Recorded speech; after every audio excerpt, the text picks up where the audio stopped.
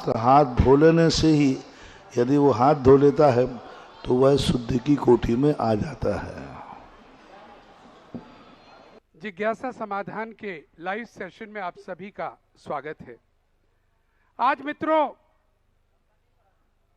हम सबकी प्रसन्नता की सीमा नहीं है। आज आगरा ही नहीं, पूरा भारत प्रसन्न है, क्योंकि पूज्यवर आज प्रथम बार जिस स्वप्न को पूरे आगरे ने पूज्यवर के साथ देखा था, आज उस पर पहला पग, पहला कदम लोकोदय तीर्थ पर रख दिया है। और वह क्षण रोमांचित करने वाले थे। कुछ देर पहले जब पूज्यवर ने यहां पहला कदम रखा, वो दृश्य हमने देखा लाइव में, संपूर्ण भारत देख रहा था।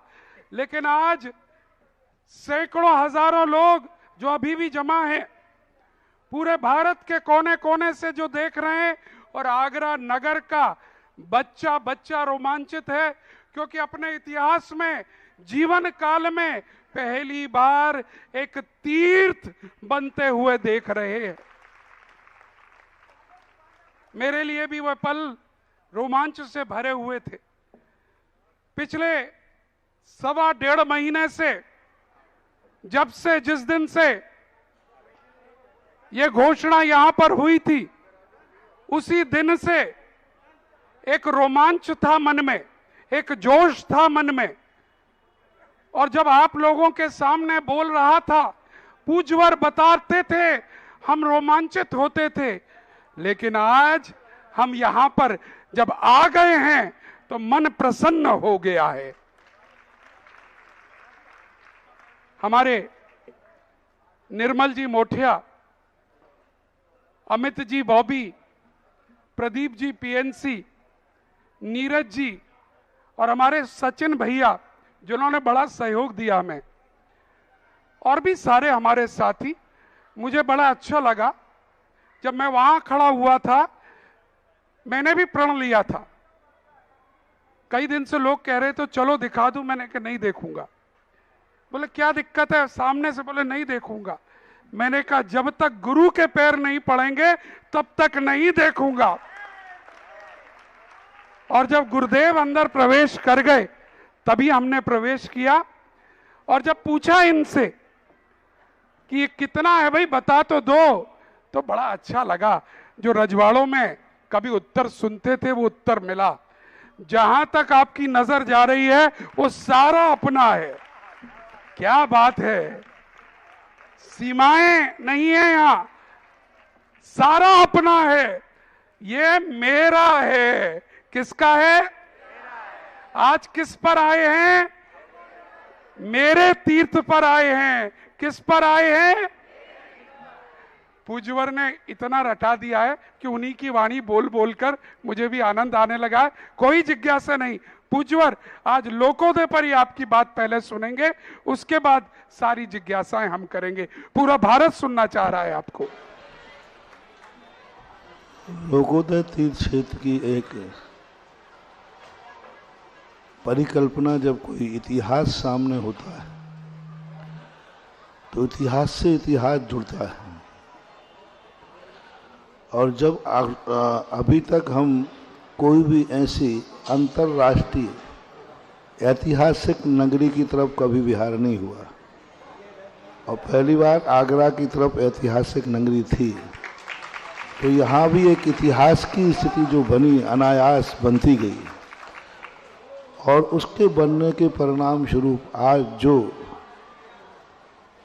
फलीभूत हुआ है, इस भूमि का जो, जिस भूमि पर पंडाल लगा है, जो है ये भूमि, अभी तक भारत के जितने नवीन क्षेत्र बने उन क्षेत्रों में सबसे ज़्यादा एनर्जी फुल ये है। ज्ञानोदय तीर्थ क्षेत्र से भी इसकी एनर्जी प्रारंभ में, बात की नहीं कह रहा हूँ, ज्ञानोदय आज बहुत बड़ी सीमा पर पहुंच चुका है, क्योंकि आज 30 साल हो चुके हैं। लेकिन प्रारंभ की जो पहले दिन की एनर्जी, अभी क्षेत्र बना नहीं है, क्षेत्र अभी बना नहीं है, अभी क्षेत्र को मात्र अपन ने प्रवेश किया। कभी कभी माटी कुछ पुकारती है, माटी को संकेत देती है और माटी और ये प्रकृति अपना परिवर्तन करती है।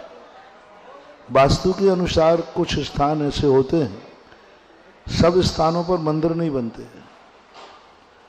कुछ स्थान ऐसे होते हैं जो उन स्थानों पर आप घर नहीं बना सकते, आप मकान नहीं बना सकते। ये जो एरिया है ये कॉलोनी के लायक है नहीं, ना आज है ना कल है ना 100 साल के बाद रहेगा। इसके कम से कम ये माटी में तीर्थ का ही परिणमन है। क्या बात, वाह। इसमें यदि कोई भी व्यक्ति यदि इसमें कॉलोनी काटता, मान लीजिए तीर्थ नहीं बनता, तो वो सक्सेस नहीं होता और रहने वाला व्यक्ति कभी भी इसमें शांति से नहीं रहता है, क्योंकि इस माटी की एक आध्यात्मिक शक्ति है। आध्यात्मिक शक्ति का अर्थ होता है जो अदृश्य शक्तियों को अपने अंदर केंद्रित कर लेता है। संसार दृश्यमान शक्तियों से चलता है और परमार्थ अदृश्यमान शक्तियों से चलता है। और अदृश्यमान शक्तियों का अलग अलग, राजा का महल कहाँ होना चाहिए, किस माटी पे होना चाहिए, ये वास्तु में लिखा है। ब्राह्मण का मकान कहाँ होना चाहिए, माटी में लिखा है। क्षत्रिय का कहाँ होना चाहिए, वैश्य का कहाँ होना चाहिए, शूद्र का कहाँ होना चाहिए, मंत्री की हवेली कहाँ होना चाहिए, माटी से बताया। एक बहुत बड़े वास्तुशास्त्री हुए हैं फेरुमल ठक्कर। उन्होंने जो फेरुमल ठक्कर ने जो लिया है, प्रसाद मंडन में भी आया वास्तु ग्रंथों में, उन्होंने ये सारी माटी में से उन्होंने कहा कि तुम कैसे पहचाने कि यहाँ राजा का महल बनना चाहिए। तो उन्होंने माटी के चिन्ह बताए। ये माटी अपने आप निर्णय करेगी कि यहाँ क्या बनना चाहिए। माटी खुद उठा करके आप देखें, आपके पैरों के स्पर्श से उन्होंने गंध दी है, उन्होंने स्वाद दिया है, उन्होंने स्पर्श दिया है और उन्होंने गंध दी है। ये चारों, स्पर्श, रस, गंध और वर्ण।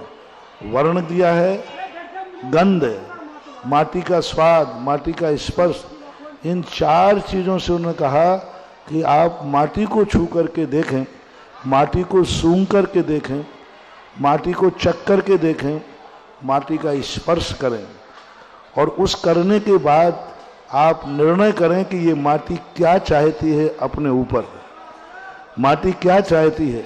तो उस माटी में सब संकेत उन्होंने लिखे कि राजा के महल के योग्य है ये, कि व्यापार के योग्य है ये, या किसी शूद्र के योग्य है, कर्मचारी के योग्य है।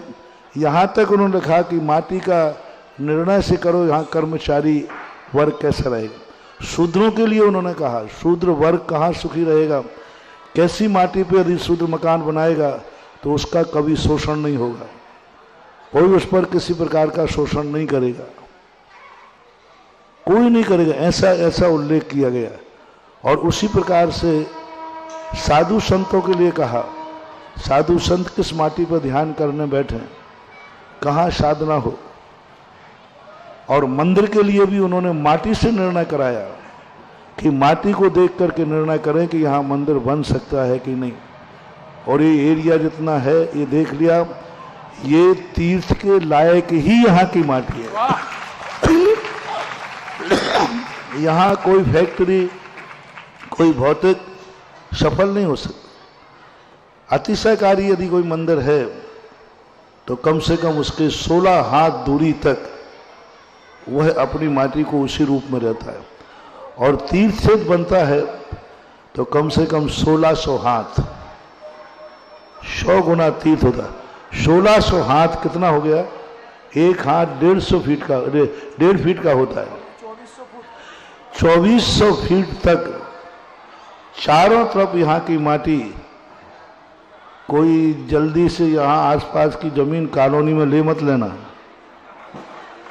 2400 फीट तक की चारों तरफ की जमीन की यहाँ की माटी मात्र धार्मिक कार्य के लिए ही उपयुक्त है, संसार के लिए नहीं। कोई भी सक्सेस, कितना भी, कोई पेट्रोल पंप खोल ले, कोई कुछ खोल ले, 2400 फीट 800 गज हो गई चारों तरफ। अभी तो ये मैंने इस भूमि को बता रहा हूं, यानी लगभग 1 किलोमीटर लगभग मानो 1000 मीटर का, 1 किलोमीटर का 1 किलोमीटर चारों तरफ एरिया बना है क्षेत्रफल। तो ये माटी में पूरे 13 क्षेत्र की अध्यात्म वर्णाएं हैं।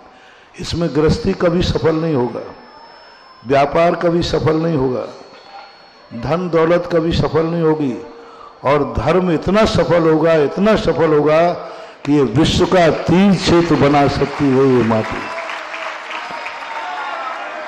क्योंकि इसकी माटी की जो अभी स्पर्श वर्णाएं थी और पैर से जो हमें स्पर्श हुआ वो, और जो यहाँ की गंध हुई, ये 2-3 चीज़ों से मैंने अभी, क्योंकि भीड़ बहुत थी, पब्लिक बहुत थी आज, तो मैं ज़्यादा उसको, लेकिन अभी जो फर्स्ट में जो मैंने देखा, ये 1 किलोमीटर का एरिया चारों तरफ का पूर्ण आध्यात्मिक शक्ति लिए हुए है, और जो वास्तु में लिखा हुआ है वो पूरे लक्षण यहाँ इस भूमि पर घटित हो रहे हैं। और इस भूमि का जो शगुन है वो हमेशा ध्यान रखना, इस भूमि पर जो भी दान का बीज बोएगा वो नियम से कुबेर की स्थिति है।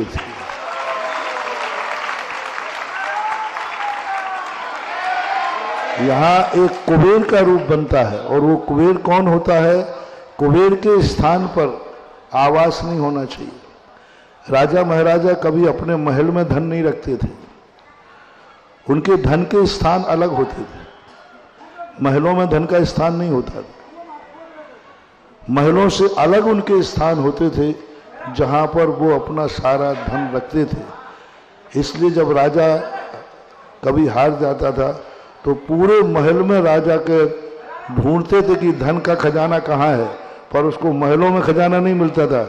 खजाना कहीं और जंगलों में, भीड़ में, कई ऐसे स्थानों पर लोग खजाना रखते थे, वहाँ आवास नहीं होना चाहिए। तो इसी प्रकार यहाँ की ये ऐसी धन कुबेर का खजाने का स्थान यहाँ है, कहना चाहिए। एक ऐसी स्थितियाँ जो आध्यात्मिक शक्तियों का एक बहुत बड़ा केंद्र बनने की ताकत रखता है। और आज जो यहाँ आने के बाद, हालांकि मैं तो निश्चिंत पहले से ही रहता हूँ, तुम लोगों को धुकधुकी लग रही थी, पता नहीं महाराज, कमेटी वाले कह रहे थे हम लोग पता नहीं महाराज को पसंद आया कि नहीं आया, क्या पता। लेकिन मुझे तो पसंद उसी दिन आ गया था जब हमने नक्शे में देख लिया था। क्योंकि उस समय भी जिस समय देखते हैं उस समय हमारे शरीर के सिस्टम बदलते हैं। किसी भी चीज़ को देखना, शरीर के सिस्टम बदलते हैं, शरीर की हरकतें बदलती हैं, श्वास लेने के तरीके बदल जाते हैं, सारे अंगों के अंदर कोई ना कोई स्पंदन चालू हो जाता है, और उन स्पंदनों से हम पता लगते हैं कि जिस लक्ष्य को लेकर हम जा रहे हैं वह लक्ष्य कितना है। आज सुबह से ही शुभ लक्षण और शुभ परिणतियां सब दिखाई दे रहे हैं। मैं चला था आज 5 किलोमीटर 4.5 किलोमीटर सुबह चला, तो 8 बजे चला था। पैर में तकलीफ होने से मैंने समझा 2.5 घंटे तो लगेगा, लेकिन जब आने पर पूछा बोले अभी तो 9:15 ही बजे। तो ये सब आगे लक्षण शुभ माने जाते हैं। और लोकोदय तीर्थ क्षेत्र की जो परिकल्पना है, उस परिकल्पना से भी यह क्षेत्र कई गुना आगे जाएगा। जो व्यक्ति इस क्षेत्र पर मंदिर आदि बना रहे हैं, वे एक दिन इतने हर्ष से उनकी पीढ़ियां गर्व करेंगी कि हमारे पूर्वज कितने कितने महान थे जो आज यहाँ स्थिति बना गए। और जो वर्तमान में हैं, आगे आने वाली पीढ़ी जब गुरु इसको ज्ञानलोकोदय को देखेगी तो वो कहेंगे हमारे पूर्वज कितने कंजूस थे कि इतनी बड़ी निधि उनके जीवन काल में बनी, और यहाँ एक भी स्मृति चिन्ह एक भी उनके परिवार का नहीं है। लोकोदय तीर्थ क्षेत्र में जो भी स्मृतियां बनेंगी वो हमेशा आने वाली पीढ़ी को एक इतिहास बनेगी, और यह ऐतिहासिक पीढ़ी है। और जो जमीन आपने ली है, ये जमीन जितनी ली है यही अभी बहुत पावरफुल है और काफी है। मैं तो देख ही नहीं पाया, अभी पूरी दृष्टि तो हमारी गई नहीं। बाकी आजू बाजू की जमीन में कोई ऐसी ज्यादा ताकत नहीं है, और वो जमीन किसी समाज के काम की भी नहीं है, कॉलोनी के काम की भी नहीं है, कोई फैक्ट्री मकान बना ले तो भी काम की नहीं है। तीर्थ में 2400 यानी 1 किलोमीटर चारों तरफ के सर्कल में कोई जो है, हाँ, चारों तरफ के सर्कल में कोई मेरा भक्त जैनी फंस मत जाना। हाँ, नहीं तो तुम सोचो कि तीर्थ क्षेत्र बन रहा है तो बाजू में जमीन ले लें, बहुत उल्टे आओगे, क्योंकि कोई भी नहीं है इसमें। मैंने पूरा ऊपर समोसर पे गया था ना, तो वहां पर देखा पूरा चढ़ करके, उस जमीन में कहीं से भी तुम्हारे सांसारिक कार्यों के लिए उपयुक्त है ही नहीं। ये तो कुदरत ने जिसके लिए छोड़ के रखी थी, यहाँ की माटी जिसका इंतजार कर रही थी, वो आज पूरी हो गई। इसके अलावा इसका कोई उपयोग हो ही नहीं सकता, हो भी नहीं लगा रहा हूं, हो ही नहीं सकता। और आज जिस मुहूर्त में प्रवेश किया है, यह मुहूर्त भी आज कौन सी दिन है मालूम? शनिवारी चौथ है, नौमी चौथ चतुर्दशी पड़े शनिचर वार, एक काम के साधते सदे अनेकों कार्य।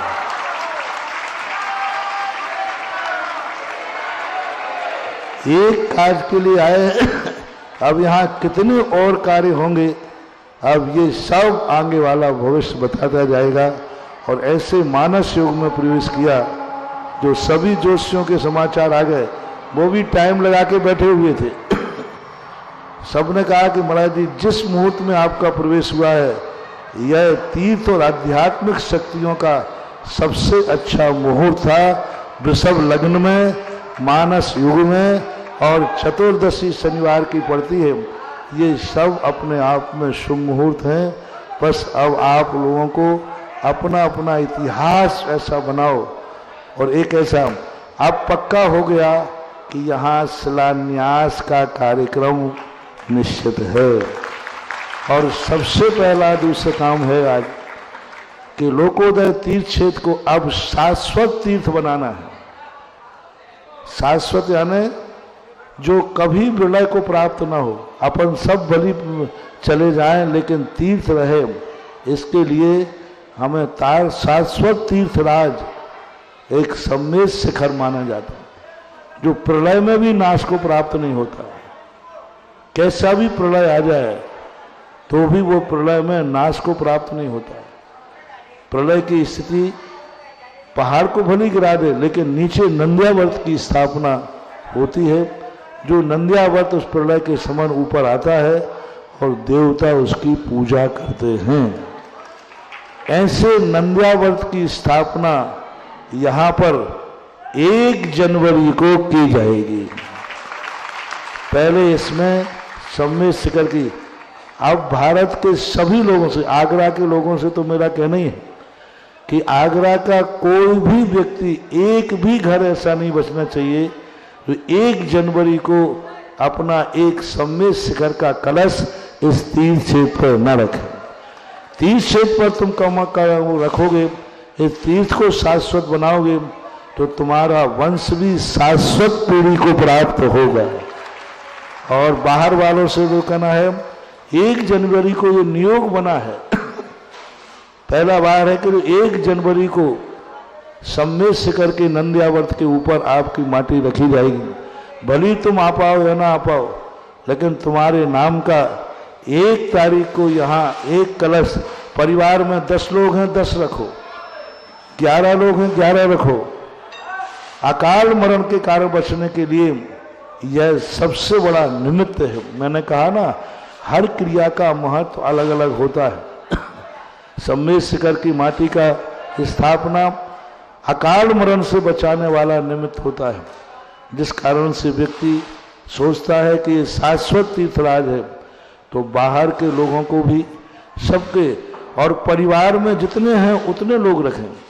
महिला है, बच्चा है, बेटी है, जिन जिन को तुम चाहते हो उनके वो यहाँ हो या ना हो 1 तारीख। और जैसे ही 1 तारीख को आपका नंद्यावर्त की स्थापना होगी, उसके बाद इसकी एनर्जी जितने भी मैं कल आपको बताऊंगा उससे नियम से दुगनी और तिगुनी पहुंच जाएगी। स्थापना करते ही मैंने सम्मेद शिखर की माटी की स्थापना के कई चमत्कार देखे।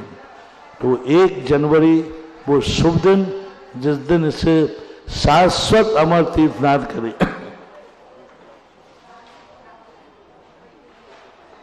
तो ऐसी स्थिति को लेकर के अब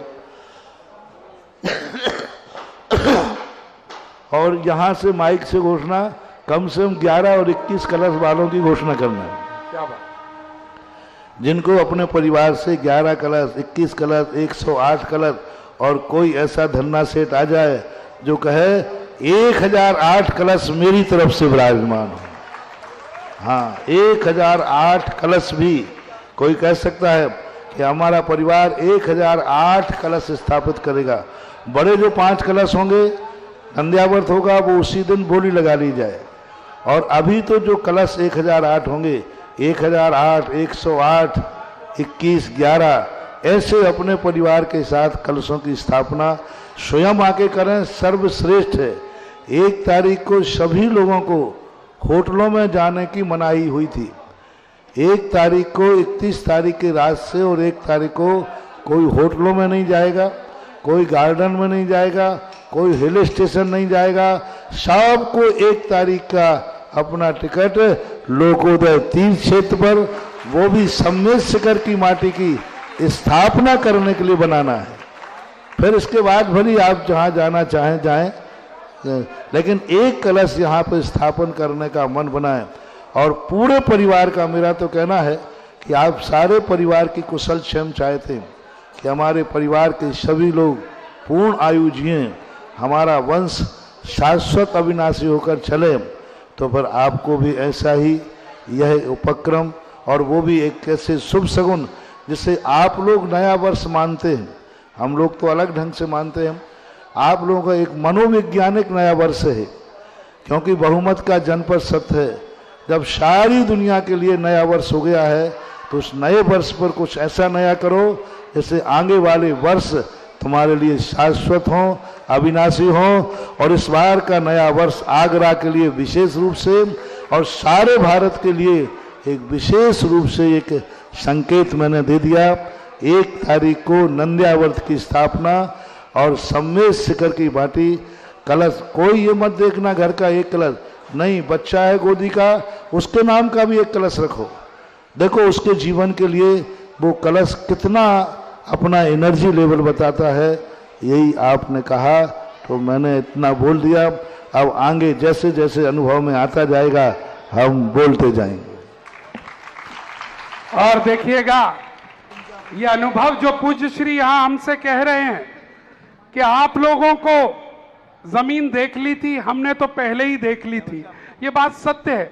एक दिन एकांत में लगभग 1.25 महीने पहले महाराज जी के पास में बैठा, बुलाया था, एक पैड लिया, एक पेंसिल ली और कुछ रेखाएं खींचते चले गए। और वो रेखाएं से बताया ये लैंड है, रोड भी बताई मुझे, ये यहाँ जा, पूरी जो आज मैं देख रहा हूं प्रैक्टिकल, वो उस दिन बता दिया था। और ये कहा था ये सबसे टॉप है। उसके बाद ये भी कह दिया था इन्हें देखने दो अभी, ठीक है। और आज बिल्कुल सत्य बात है, आज उसी स्थान पर हम खड़े हैं जो बहुत पहले पूज्य श्री ने अपने आप देख ली थी। वैसे कहते हैं पूज्य श्री के साथ 64 लाख देवी देवता भी साथ में चलते हैं। और एक बात बता दूं, यहाँ के चारों तरफ के गांव वाले भी सुन लें, एक दिगंबर साधु अकेला नहीं आया है।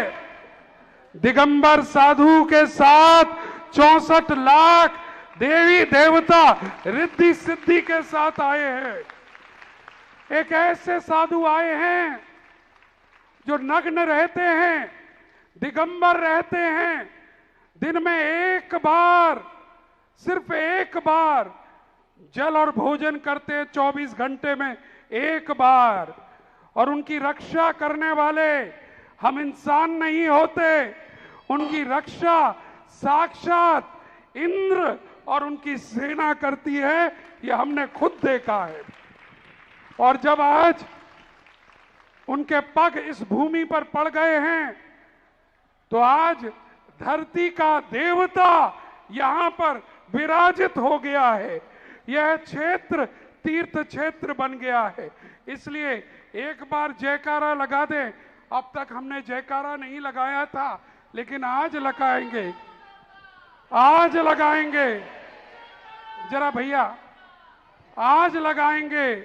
लोकोदय तीर्थ क्षेत्र की, लोकोदय तीर्थ क्षेत्र की, लोकोदय तीर्थ क्षेत्र की। और आगे की भूमिका के लिए अब मैं आदरणीय प्रतिष्ठाचार्य प्रदीप जी भैया को अनुरोध करूंगा कि आगे की भूमिका जो पूज्य श्री ने कही है उसके बारे में विस्तार से हम सभी को बताएं। बोलिएगा महातिशयकारी संत सुधा सागर जी महाराज की। बंधु, ये संत मामूली नहीं है। जैसे ही पावन धरा पर पैर रखते हैं तो लोग तो मीटर से चेक करते हैं और इनके पैर रखते ही साथ इनके दिमाग का मीटर चालू हो जाता है। और उन्होंने देख लिया कि इस पावन धरा पर लोकोदय तीर्थ क्षेत्र कैसा बनेगा। हम लोगों ने तो कल्पना भी नहीं की होगी। इसके पहले सारे प्लान और नक्शे दिमाग में सेट हो जाते हैं। क्या क्या बनेगा ये तो मैं नहीं बताऊंगा, वो खुद बताएंगे।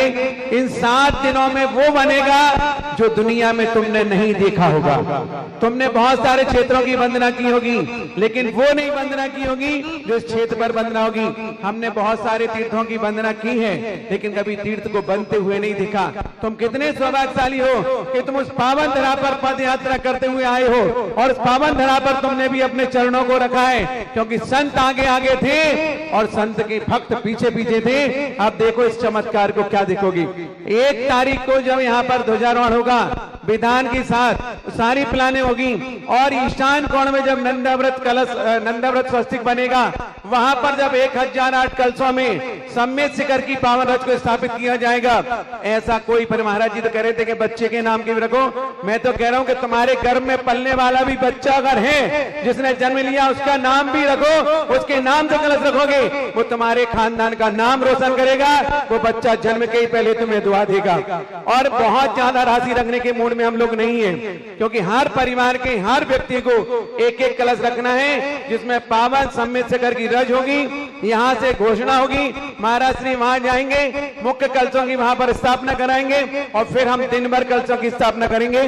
उसके लिए हम चाहे तो 51 लाख का भी कलश रख सकते हैं, लेकिन नहीं, आगरा वाले दान देते देते अभी बहुत पीछे नहीं है, बहुत आगे है। इसलिए हर परिवार को 1 कलश 11,000 का होगा, और 1 कलश 5100 रुपए का भी होगा, जो ताम्र कलश होगा, जिसमें सम्मित शिखर की पावन रज होगी। अब आपको देखना है कि आपको कौन सा कलश स्थापित करना है। ये कलश यहाँ पर स्थापित होंगे, और 1 जनवरी को जब स्थापित होंगे, फिर देखना कि पूरे 365 दिन इस पावन धरा की जो ऊर्जा होगी वो तुम्हारे घर में कैसे पहुंचती है।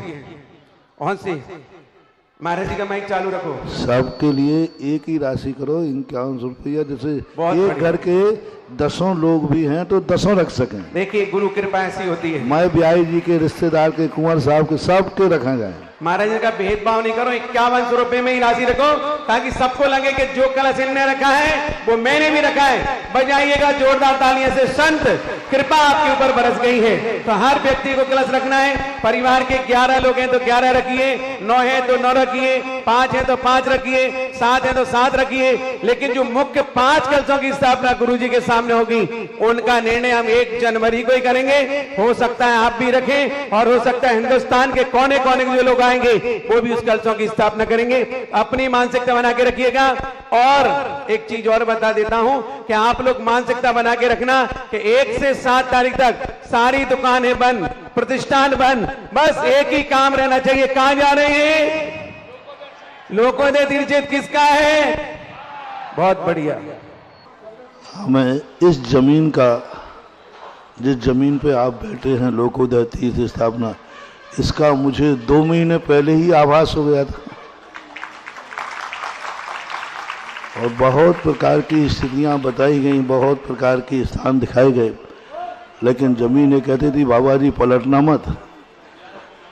बाबा जी पलटना मत, बहुत सारे पलटने के उपाय मिले, बहुत सारे लोभ मिले, प्रलोभन मिले, बहुत सारी सुविधाएं भी मिली हैं, लेकिन इस जमीन ने ऐसा आभास दिला दिया कि पहले दिन जिस पर उंगली रखी गई थी आज उसी पर हमारे कदम भी आ गए हैं। First impression is last.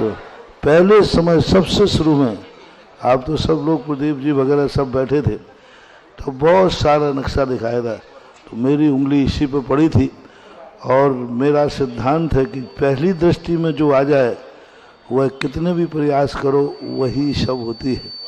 और ये ज़मीन पे कदम रखते ही एक ऐसी एनर्जी जहाँ जहाँ से हम प्रवेश में आए, बहुत अच्छी एनर्जी है, बहुत बढ़िया। मैं इसकी एनर्जी कल और नाप के आपको बताऊंगा कि मैं अपने ध्यान में कि इसकी एनर्जी बिल्कुल यूनिट मैं बताऊंगा अपने ज्ञान से।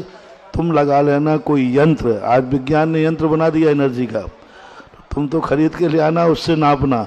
मैं बिना नापे इसकी बताऊंगा। नाप तो लिया है लेकिन थोड़ा सा और ध्यान करके कल उसको घूम करके, और बहुत अच्छा है, बहुत बढ़िया। इतना बढ़िया यहाँ लग रहा है कि मुझे लग ही नहीं रहा कि मैं आगरा से बाहर आया हूँ। बस यही अनुभूति ठीक 30-40 साल पहले 30 साल पहले ज्ञानोदय तीर्थ पर हुई थी। बस ऐसा ही चलता हुआ हाईवे वहाँ था, ऐसा ही हम बैठे हुए थे और ऐसे ही जैसे हमने कंटेनर लगाए ना, उस समय भी चारों ओर घुमा हुआ खुला हुआ था। किसी भी समय रात में सियार, कुत्ता, बिल्ली कोई भी आ सकते थे। हमें तो प्रारंभ में तीर्थ क्षेत्रों में ऐसा ही मिलता है, क्योंकि तीर्थ जब बनता है तो प्रारंभ तो उसका ऐसा ही होता है। लेकिन आज जो आनंद इस भूमि पर खड़े होने पर आया, वही आनंद भविष्य का घोषणा पत्र है।